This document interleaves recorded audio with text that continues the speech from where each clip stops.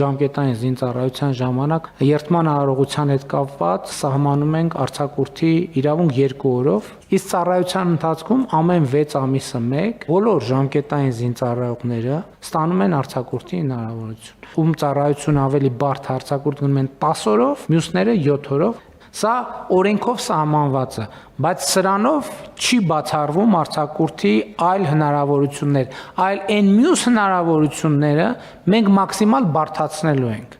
Այսինքն որոշումների կայացումը այդ մասնավոր դեպքերում արձակուրդների արդեն հնարավորինս տանելու ենք դեպի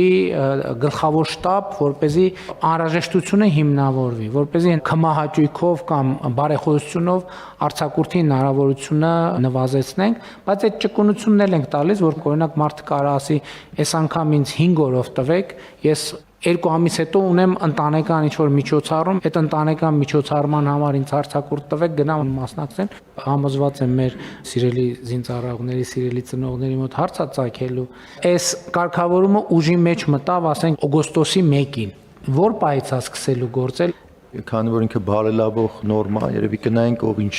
ծառայության ժամկետը անցե եւ տրամաբանություններ, որ մասնանք, եթե չենք տվել, չի ունեցել այդ բանը, միգուցե այդ մի մասով տանք արձակուրդ։